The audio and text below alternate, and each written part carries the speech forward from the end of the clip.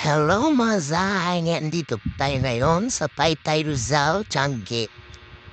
Sobrang daming talagang paninda dito kasi Tianggian niya talaga siya dito. Dinadayo siya dito sa Taytay Rizal.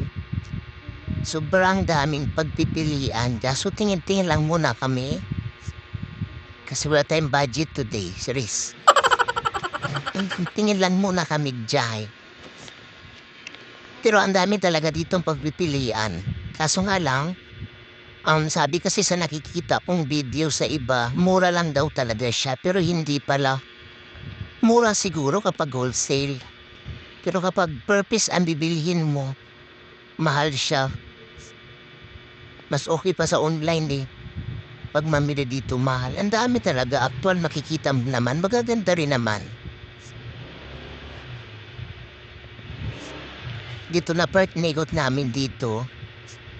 Kasi sulitin na yung pagpunta namin dito. Medyo malayo din siya eh. Nakikisabay lang din naman kami. Kaya ayun.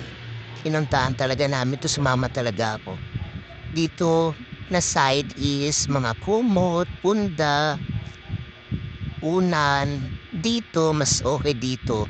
Pagsilan dito, mas mura-mura siya ng konti kaysa online naman.